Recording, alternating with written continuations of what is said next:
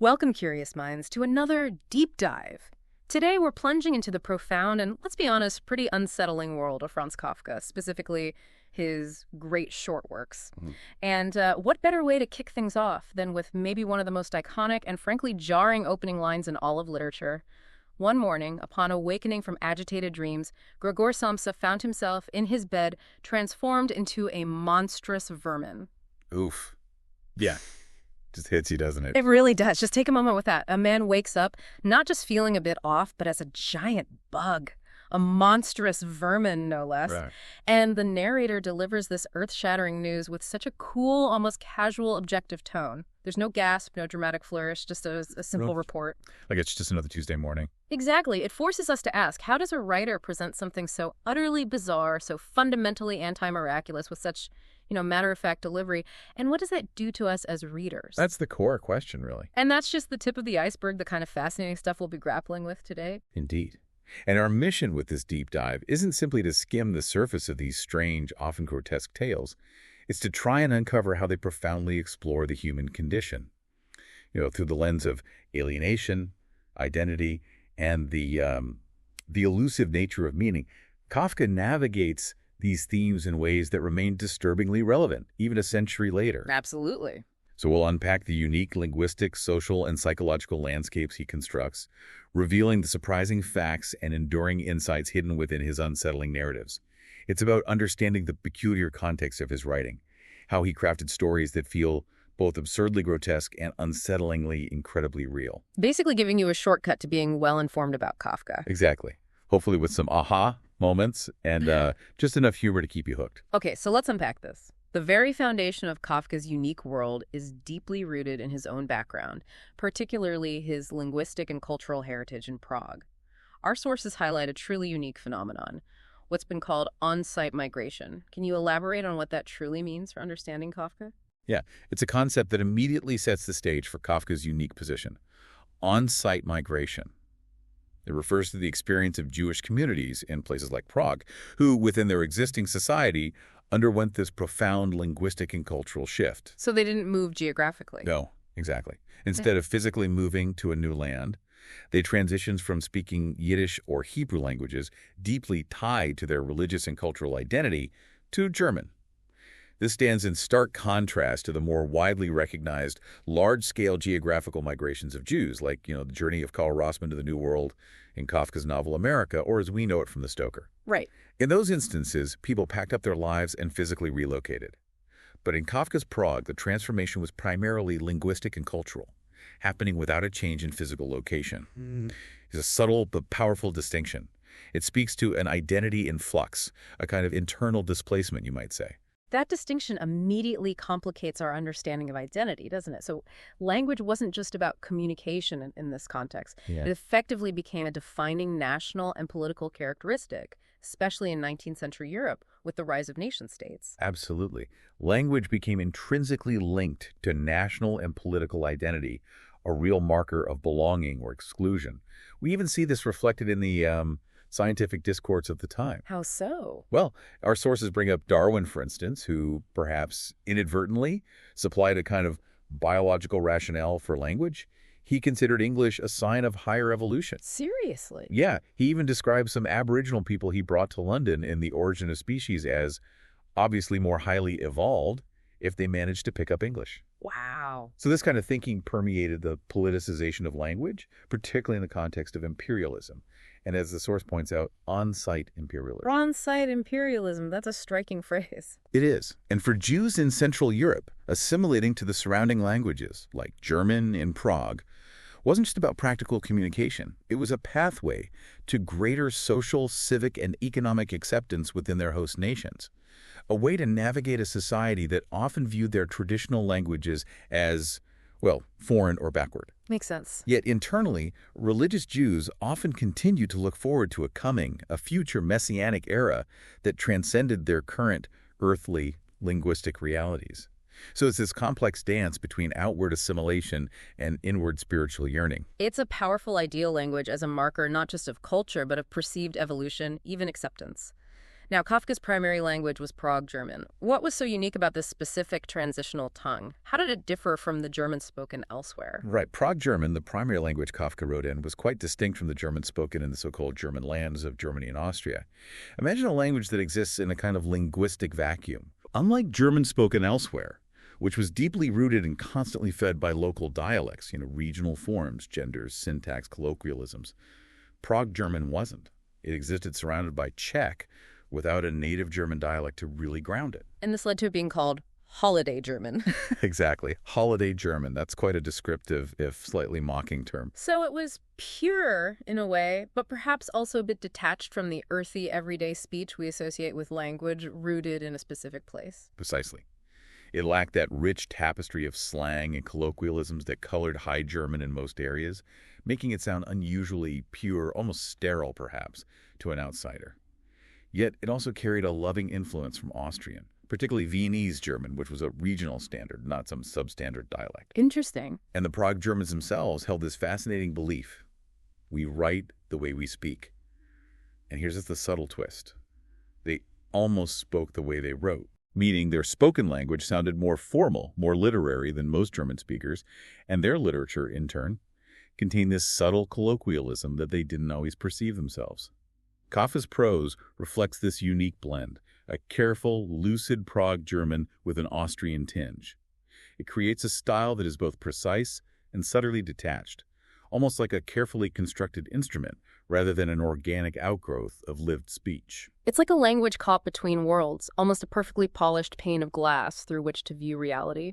And then, tragically, that rich German culture in Prague and the linguistic variant it nurtured was effectively liquidated by the Nazi regime. That's the tragic end to this unique linguistic story. The Nazi regime, in its horrific campaign, not only banned Kafka's works, but also murdered most of the Jewish speakers of Prague German. Just devastating. And this was swiftly followed by the expulsion of Germans from Prague, effectively destroying this very old and rich German culture. In this devastating context, Kafka's entire body of work now stands as a profound monument to Prague German, a linguistic variant that, like so many others, was eradicated along with the fascist era. His words become almost a ghostly echo of a vanished cultural identity. This brings us to where it gets really interesting. Kafka's stylistic choices. He's known for these incredibly bizarre, alienating worlds, yet our sources say he eventually settled into a generally traditional language. That seems like a deep contradiction. How can such traditional language convey such unsettling absurdity? It does seem contradictory, doesn't it? Yeah. But that's precisely where his genius lies, I think, and where his modernism truly reveals itself. In his earliest stories, Kafka did experiment with the prevailing expressionist and surrealist innovations of his time. Like shredding syntax and stuff. Exactly. He'd shred syntax, short-circuit imagery, condense emotions into brief, fragmented prose poems, creating this moody, lyrical, often jocular world. However, especially in his master tales like The Judgment and The Metamorphosis, he deliberately shifted to a generally traditional language. So he backed away from the experiments. Pretty much. He paid scant homage to contemporary stylistic upheavals in German and French literature. For instance, the interior monologue or stream of consciousness, this revolutionary technique invented by authors like Edouard Dujardin and Arthur Schnitzler, and later famously embraced by James Joyce and Virginia Woolf, it had very little impact on Kafka's style. So he deliberately didn't engage with these cutting-edge forms, the very tools his contemporaries were using to dive into the subjective mind. That's a strong choice for a modernist. What does his sticking to a more conventional, almost detached language do to us, the readers? Does it amplify the absurdity or the... Well, I think it's fundamental to his genius because by not giving us direct access to his characters' subjective inner worlds, their thoughts, their raw emotions, their stream of consciousness, he amplifies their, and therefore our, sense of alienation. We're left to observe their bizarre realities from this detached, almost clinical distance, which mirrors the very detachment that often characterizes their suffering. It shifts the focus from what do they feel to what do they endure. Right. And this creates a profound, humorous, and anguished incongruity.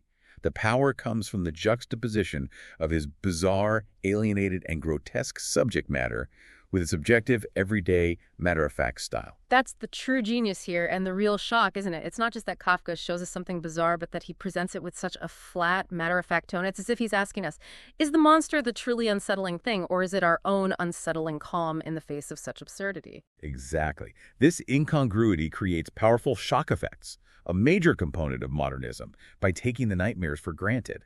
Think back to the Metamorphosis. Gregor Samsa wakes up transformed into a monstrous vermin. Ungeziefer. Yes, ungeziefer. It's not just insect, but carries that connotation of vermin, something unclean, pest-like. And the author reports this with a cool, casual, objective tone, displaying absolutely no surprise at this unnatural anti-miracle.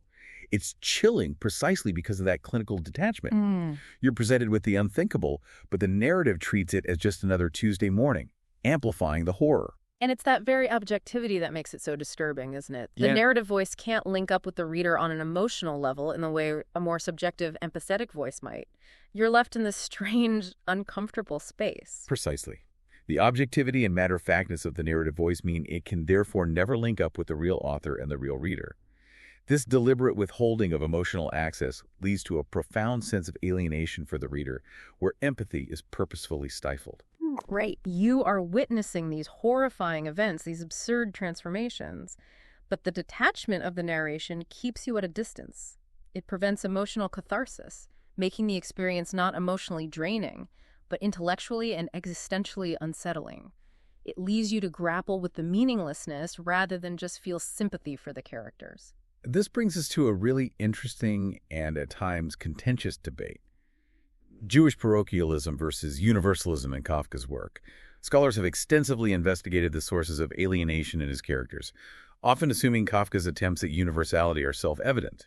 But our sources point to a powerful critique of this assumption. It raises an incredibly important question about how we interpret literature, doesn't it? Since Aristotle, literary criticism has often kind of purblindly viewed literature as this universal category, applicable to all times and places without specific cultural context. John Updike, for instance, praised Kafka for avoiding Jewish parochialism, implying that his work achieved broader appeal by not being too Jewish.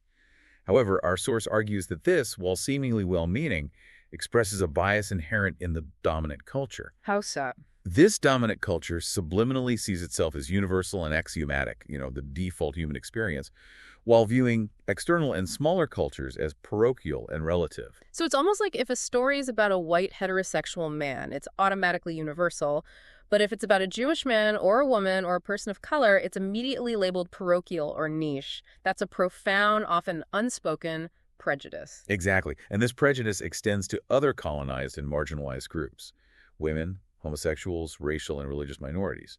Think about black writers like Willard Motley or Frank Yerby, who mainly depicted white characters in their mainstream work, maybe to avoid being labeled solely as African-American authors. Right. Female authors have often been criticized for writing about women, and then, if they succeed in the mainstream, are either praised or castigated for writing like a man. Reviewers sometimes chide gay novels for not including enough heterosexual characters. But you'd never criticize mainstream fiction for lacking gay characters. Precisely. Or Balzac or Proust for having too many French characters. It illustrates the inherent, often subconscious bias in what gets deemed universal versus specific. Given this often unspoken pressure, how did Kafka navigate his own cultural subjectivity? Was he actively masking it? Well, our sources suggest that Kafka indeed went along with this skewing and masking of cultural subjectivity. Had he written explicitly about Jewish characters, his audience would have been vastly reduced. In his day, less than 1% of native German speakers in Germany and Austria-Hungary were Jewish. Wow, that's small. Yeah. So like most Jews writing in German, Kafka tended to depict explicitly non-Jewish, often Christian characters. However, we can't be sure that these aren't disguises. How do you mean? Well, the names of his protagonists often sound suspiciously like Kafka. Think of Samsa from the Metamorphosis, which has that phonetic similarity. And Raban, another character, is almost homonymous with the German word Rabe, meaning raven. Which is a quasi-translation of Kafka, the Czech word for raven. Exactly. That's quite clever, these linguistic and phonetic clues. It suggests a deeper layer of meaning that's not immediately apparent, hinting at a kind of closetiness in his art. So the Jewishness of his themes and figures is open to interpretation. That's precisely it. The Jewishness of Kafka's themes and figures is open to interpretation, a hidden stream influencing the visible narrative. The concept of persona, from the Latin word for mask, refers to the role a person plays in life. And this isn't just theory, it has real-world echoes. Consider the filmmaker Josef von Sternberg. When adapting Heinrich Mann's Professor Unrat into The Blue Angel, he had this hidden agenda. The authoritarian German high school professor was partly suggested by a Hebrew teacher he had suffered under as a boy. No way. Yeah. Similarly, Kafka wrote The Judgment in this intense all-night session on the eve of Yom Kippur, the Jewish Day of Atonement, which is also known as Yom HaDin, the Day of Judgment. The Day of Judgment. Written on the Day of Judgment. Okay. Right. These secret itineraries, whether conscious or subconscious, make art less than universal, more than parochial, leaving it open to multivalent readings that can unearth this intrinsic and perhaps necessary closetiness. So we're talking about these hidden layers, like Albert Einstein's idea that our familiar three-dimensional world is just the visible surface of a deeper four-dimensional universe. Is that how Kafka operates then, presenting a universal surface while a deeper, perhaps inherently Jewish dimension profoundly influences everything beneath it, even if unspoken? Exactly. It's a kind of artistic closetiness where, much like Oscar Wilde's character whose mask becomes her face, the disguise is complete, but the original, deeper identity continues to shape the very fabric of what we see. It invites these multivalent readings for those willing to look closer. The underlying strata are finally replaced by the surface disguise, but their influence remains, subtly but powerfully molding the narrative. It means that to truly appreciate Kafka, you have to look beyond the immediate surface and acknowledge the complex interplay of cultural, linguistic, and personal influences that shape his unsettling vision. That leads us perfectly into our next section, the human condition in Kafka's stories, particularly the pervasive themes of alienation and the absurd. His characters frequently grapple with a profoundly disorienting reality, one where the very fabric of existence seems to, well, unravel. Let's start with Conversation with the Worshipper. This story introduces us to a young man in a church who is literally smashing his skull into his hands. What's happening inside his head to cause such a desperate act? Oh, this young man. He embodies a profound state of disassociation, a kind of existential vertigo that the narrator astutely identifies as seasickness on dry land. Seasickness on dry land. He describes it as having forgotten the real names of things. Imagine that. The foundational language for navigating reality has just slipped away. In his haste, he pours random names upon them. A poplar might become the Tower of Babel one moment, then when Noah was drunk the next. That sounds terrifying, not whimsical. Exactly. The terrifying loss of stable meaning. He confesses he cannot truly convince myself that I was alive without external validation. His entire goal of life is to be looked at by other people, because without that attention, things simply appear to him as fading away, just dissolving into nothingness. So he needs others to confirm his own existence. Pretty much. And he finds deep, almost unsettling significance in the most mundane offhand remarks, like his mother's casual, "What are you doing, my dear? It's so hot," and a woman's reply, "I'm having coffee outdoors." He perceives profound meaning in such simple, everyday exchanges that most of us would just dismiss. It highlights this fundamental disconnect from shared reality, a desperate search for anchors in a really fluid world. That's a powerful depiction of someone losing their grip on objective reality. It's not just external chaos, but a deep internal one. This theme of a malleable or collapsing reality certainly continues in Conversation with the Drunk, right? It does, yeah, and it raises the question, if our minds can invent new names for things, what exactly is reality? In Conversation with the Drunk, the narrator himself engages in an internal monologue, openly questioning the very reality of his surroundings. He does. Oh, yeah. He calls the sky and the ring square not real, even whimsically renaming the moon as a forgotten paper lantern in a strange color. This internal fluidity is then mirrored by an encounter with a drunk who spins these elaborate fantastical tales, great ladies on terraces, footmen, Siberian bourgeois prancing on boulevards, even thought to be young Parisian coxcombs in disguise. Right, these crazy stories. But this same drunk cannot recall basic facts about his own life, like his brother-in-law's name or address, or even if he has one. This startling juxtaposition, grand illusions, coexisting with a complete loss of personal anchors, vividly portrays a chaotic, fluid reality where self-deception or maybe selective memory can completely eclipse objective truth. It forces us to wonder whose reality is more real, the narrator's internal renaming, or the drunk's fantasies. It's as if their internal worlds are so overwhelming that the external one becomes malleable or irrelevant. And then there's the passenger, where the narrator's insecurity is so palpable it's almost agonizing. He questions his very right to exist. The passenger reveals a narrator consumed by this profound, almost paralyzing insecurity. He feels utterly unable to defend his existence or his place within the world, the city, or even his own family. He explicitly states, "In no way can I defend myself for standing on this platform, clutching this strap, letting this trolley carry me along." There's no reason for it, just this feeling. Exactly. No external threat, just an internal erosion of self-worth.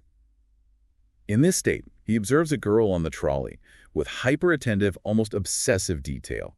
He notes every pleat in her skirt, the lace on her blouse, the shape of her nose, even tiny hairs on her temple. Okay. And his internal question, how come she's not astonished at herself? How come she keeps her mouth shut and says nothing along those lines? That points to his own unsettling experience of the mundane. He's wondering why she seems so normal. Yeah, he's basically asking why others can navigate reality with such apparent familiarity and calm, while he feels so utterly adrift, so out of place, that their very composure is a mystery to him. It's like a quiet scream of existential doubt in the crowded silence of a trolley car. So it's not just the disorientation of perception, but also this overwhelming sense of impenetrable systems and bureaucracy that Kafka's characters face. It's as if the world itself is designed to confuse and exclude. Before the Law is the quintessential chilling example of this. Can you walk us through that chilling allegory? Before the Law is, without a doubt, quintessential Kafka. It tells the poignant, frustrating story of a man from the country who simply seeks to enter the law. That's all he wants. But he's forever blocked by this unyielding gatekeeper. Just one gatekeeper. Well, the first one. He implies there are many more increasingly terrifying ones inside. But the man never gets past the first. He waits for decades, making many attempts to be admitted, even trying to bribe the gatekeeper with increasingly valuable possessions, everything he has. And the gatekeeper takes them. He does, but always saying, "I'm accepting it only so you won't think you've neglected anything." A response that simultaneously encourages and completely nullifies his efforts. It's maddening. Yeah. The man's entire life is consumed by this futile quest. He grows old, becomes childish, his eyesight dims, and in his despair, he even asks the fleas in the gatekeeper's fur collar for help. Asking the fleas? Wow. His final, heart-wrenching, unasked question to the gatekeepers is just chilling. How come in these many years no one but I has requested admission? And the answer? The gatekeeper's devastating reveal that the door was meant only for you. And then, upon the man's death, he closes it forever. It emphasizes the law's inaccessible, personal, and ultimately futile nature. It's a powerful metaphor for an inscrutable, indifferent authority that dangles possibility just out of reach. A system designed not to serve, but to perpetually deny and consume. That story always leaves me with a profound sense of helplessness and frustration. It's a closed system, designed to exclude, yet also tantalizingly personal.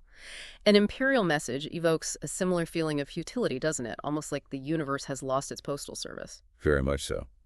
In an imperial message, we witness a dying emperor on his deathbed, whispering a message to a distant, wretched, and insignificant subject. A messenger, described as strong and tireless, sets out, forcing his way through crowds, pointing to the symbol of the sun on his chest as his authority. Seems promising. You'd think. Yet, the message gets trapped within the 1,000 years of the labyrinthine palace and city. He moves through endless rooms, down countless staircases, across innumerable courtyards, only to be confronted by the entire imperial capital, piled high with its sediment, blocking his path. He never gets out. Never. The message, though vital, will never happen to reach its recipient. The poor subject is left only to dream up the message when the evening comes. It powerfully conveys the futility of reaching authority, obtaining truth, or finding clarity within complex, overwhelming, and self-preserving systems. It's a metaphor for the profound disconnect between power and its subjects, and the tragic isolation of those who yearn for a truth that simply cannot penetrate the layers of bureaucracy and indifference. And then there's an ancient manuscript, which seems to describe a more direct, yet equally powerless confrontation with an overwhelming, incomprehensible force. It's not a bureaucracy this time, but a raw, unsettling power. Right. In an ancient manuscript, a cobbler recounts the sudden, terrifying arrival of nomadic invaders. What's unsettling is their nature. They are impervious to communication. They communicate with each other like jackdaws, making any dialogue impossible. Like birds. Exactly. They disdain houses, preferring to camp under the open sky, brazenly turning the scrupulously clean palace square into a stable for their horses and camels. No. They take what they want, not through violence, but simply because people step aside and relinquish it, completely paralyzed by their incomprehensible presence. They just take it. Yeah. The local craftsmen and shopkeepers, ostensibly entrusted with defending the fatherland, are utterly not equal to such a task. And in a final stark image, the emperor himself, normally secluded in his innermost garden, is seen standing silently at a palace window, gazing with a lowered head at the tumult below, an image of profound, detached powerlessness. Wow. It encapsulates the sheer vulnerability of established order in the face of an incomprehensible and irresistible force that simply exists outside of known rules. That sense of being overwhelmed, of facing a sister or a force you can't comprehend or fight, is deeply ingrained in so many of these stories, and the Hunger Artist really brings this home, especially his struggle with being misunderstood, his art unappreciated. Oh. The Hunger Artist is a heartbreaking portrayal of suffering, born not just from physical hunger, but from the constant world of incomprehension surrounding his art.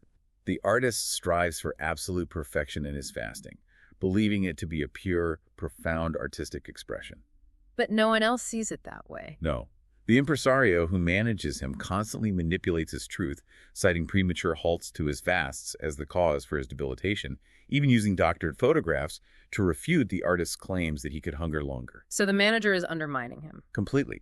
The Hunger Artist believes he could outdo himself and truly astonish the world, if left to his own devices. But this statement drew only cynical smiles from professionals mindful of the current mood, showing their preference for commercial spectacle over genuine artistic rigor. They just want to show. Right. The public treats him as a mere spectacle, easily bored, quickly overshadowed by animals, barely bothering to stop and look. His art, his truth, is unseen. His final poignant confession whispered in a near-death state, "I could not find food I liked," revealing the profound internal reason for his fasting, is lost on almost everyone. Because he couldn't find food he liked. That's why he fasted. That's his claim, his truth. And his swift replacement by a powerful instinctual panther symbolizes society's quick forgetting, its preference for raw, understandable instinct over nuanced, misunderstood art. He's not seen as an artist, but merely an oddity to be consumed and discarded. It seems like a core element of Kafka's work is the breakdown or dysfunction within fundamental human relationships, especially family and paternal authority. These are not comforting units of support, but often sources of profound trauma and judgment. The Judgment is a chilling, almost prophetic example of this. The Judgment is indeed a chilling and, often interpreted exploration of paternal power and a son's perceived guilt. Georg Bendeman seems to have a stable, even enviable life, successful business, engagement, seemingly okay relationship with a distant friend. Seems fine on the surface. Totally. But this facade just shatters when his ailing father suddenly reasserts absolute dominance. The father unleashes this torrent of accusations, condemning Georg for betraying his mother's memory, for neglecting his distant friend, even for the simple act of putting his father to bed. Just rips into him. Absolutely. And the shocking revelation that the father, not Georg, was the local representative for the friend, undermines Georg's entire perceived reality and sense of independence. It's a total rug pull. And the father's ultimate crushing condemnation to death by drowning. Which Georg just accepts. He accepts it with this almost disturbing gymnastic obedience, rushing out to drown himself. This horrifying ending symbolizes the father's absolute destructive power, Georg's profound internalized self-punishment, and maybe the inescapable burden of lineage or unspoken guilt within the family unit. And the Metamorphosis, our opening story, also centers on a family, but from Gregor's perspective after his transformation. The shift in family dynamics, from initial concern to utter revulsion and ultimate expulsion, is brutal and efficient. In the Metamorphosis, Gregor Samsa's initial motivation for his strenuous traveling salesman job was a profound sense of duty. Paying off his parents' debt, supporting the whole family, he sacrificed his personal life for them. He was the provider. Right. But after his grotesque transformation into a monstrous vermin, the family's perception of him shifts dramatically and brutally. First, there's horrified revulsion, then the crushing burden of his existence. They just see him as a problem. Increasingly so. His sister, Greet, initially his most empathetic caretaker, undergoes this chilling transformation herself. She becomes the most forceful and clinical in her declaration, "We must try to get rid of it." Not him. Exactly. The family, once reliant on Gregor, finds a brutal efficiency in adapting to his absence. They even take a break from work to write letters of explanation about his condition to his employer and their landlord. Just practicalities. Purely practical. The charwoman's casual announcement that it's all been taken care of after Gregor's death highlights the almost clinical efficiency of his expulsion. The family immediately feels this profound sense of relief and renewed prospects. They move on quickly. Frighteningly quickly, culminating in the parents realizing Greet's blossomed beauty and the urgent, almost mercenary, need to find her a decent husband to secure their future. This narrative powerfully highlights the brutal efficiency of familial self-preservation and how quickly one can become a disposable burden once they cease to be useful to the collective. It's a stark picture of how quickly a loved one can become an obstacle, a problem to be solved. Then there's 11 Sons, where a father literally dissects his children, seemingly driven by his own anxieties and projections, never truly seeing them as individual. 11 Sons provides this fragmented, almost painful portrait of paternal judgment and the crushing burden of lineage. The father offers detailed, often contradictory, and highly critical descriptions of each of his sons. While he claims to love them, his commentary really reveals his own deep anxieties and biases projected onto his children. Like what? Well, he says of his first son, "His mind strikes me as too simple," and of the fourth, "On the whole, he suffers from all too much glibness. Such thoughts envenom the very sight of my child." He feels queasy when someone praises his fifth son, suggesting a deep discomfort with their success or positive reception outside his own control. He can't handle them being praised. Seems like it. And notably, the 10th son, whose readiness to fly, is paradoxically seen as a weakness that obviously tends to destroy the family.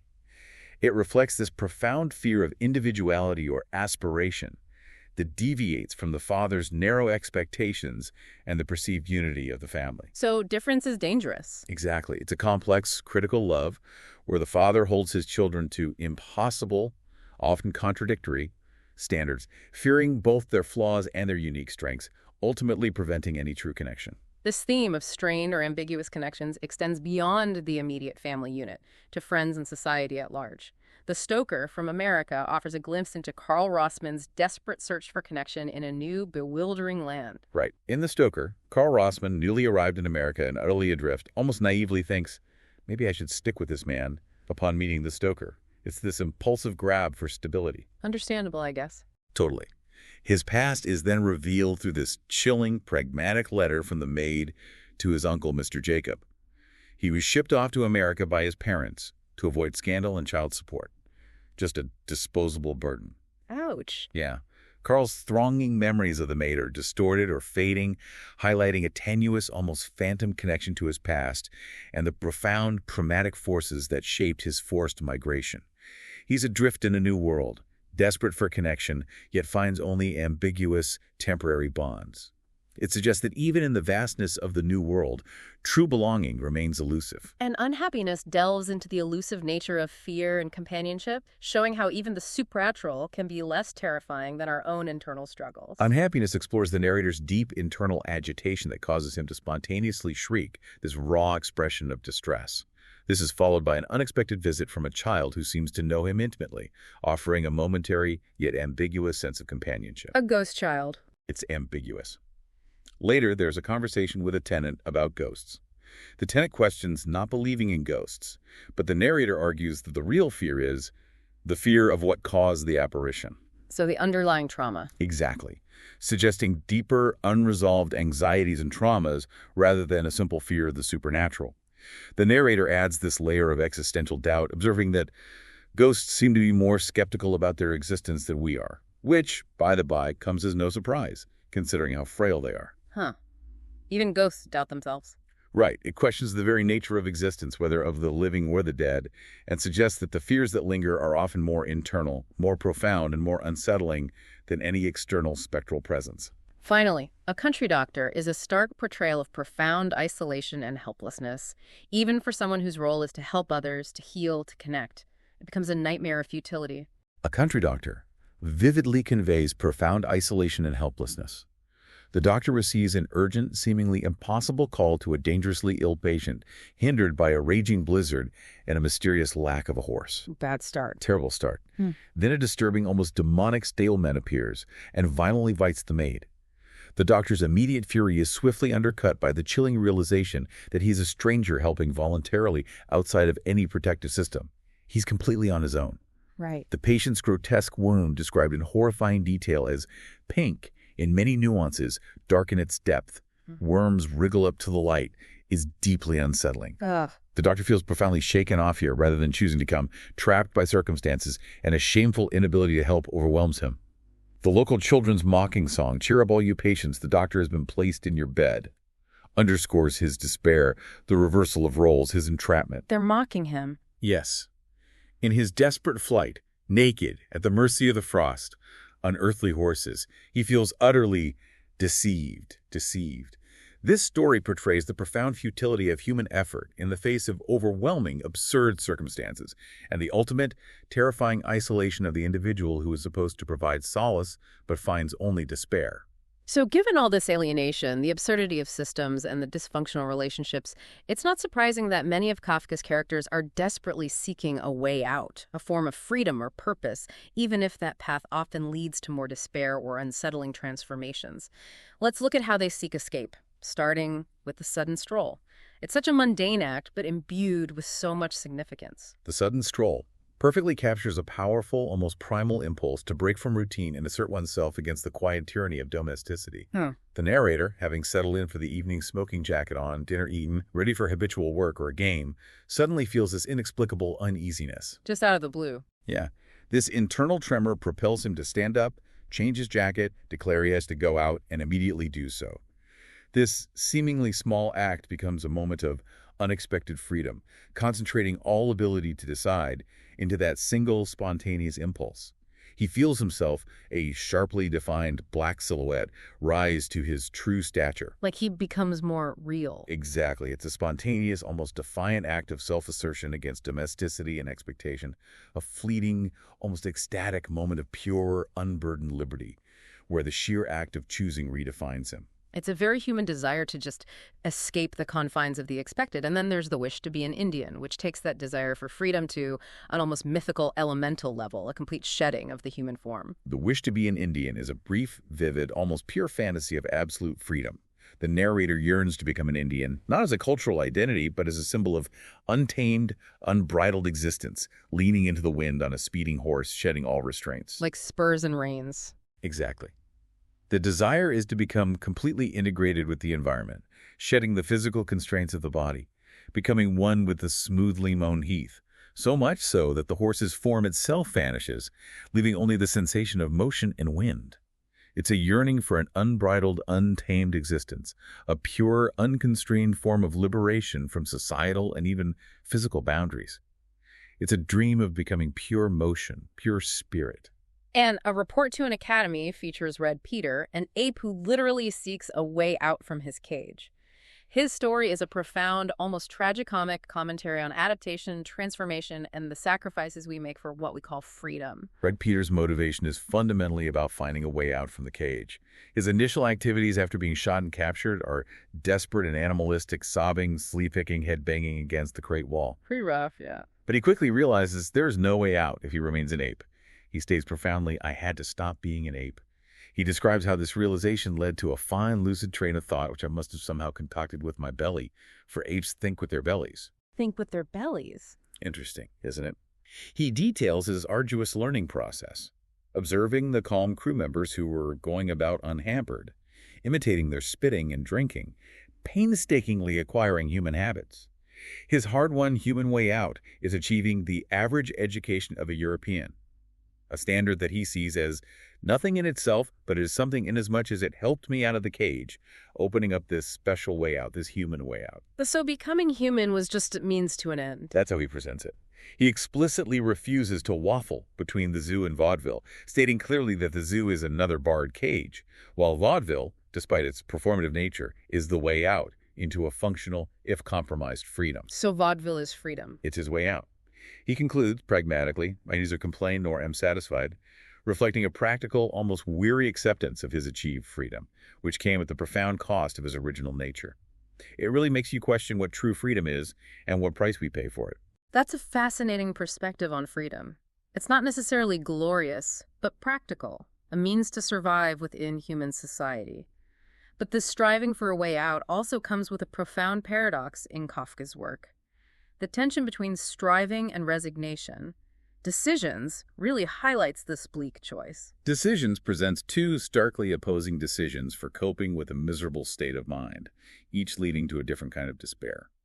One is to employ sheer willpower, to literally try to wrench myself out of the chair and force oneself into productive work and social interaction. The pull yourself up by your bootstraps approach. Kind of, but this approach carries a major caveat. Any mistake, and mistakes are inevitable, will bring everything to a halt. It implies that striving, while noble, is ultimately doomed to failure, easily derailed by the slightest misstep, leading right back to the original misery. So what's the other option? The alternative is bleak in its absolute surrender. To put up with everything, behave like a heavy mass, to push down with your own hands any ghost of life surviving in you, increase, that is, the final grave-like rest. I give up completely?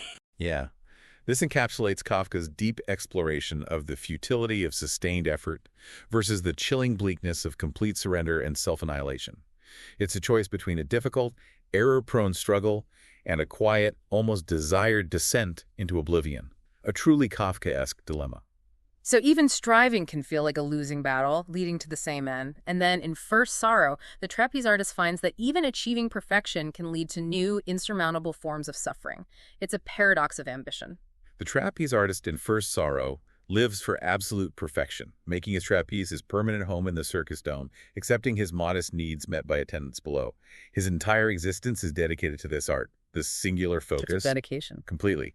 His first sorrow emerges not from a lack of skill or external hardship, not from failure, but from a logical yet impossible desire.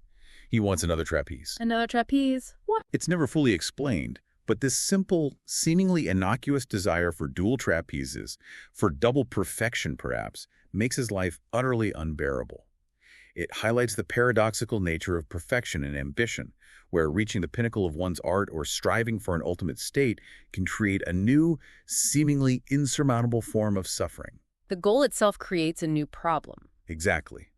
The very achievement opens up a new, agonizing frontier of unattainable desire, a ceiling that becomes a new kind of cage. That's a profound thought. Success itself can be a new trap, a new source of dissatisfaction.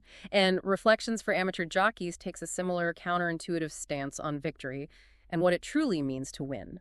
Reflections for Amateur Jockeys makes the counterintuitive argument that nothing could tempt you to be the winner of a race.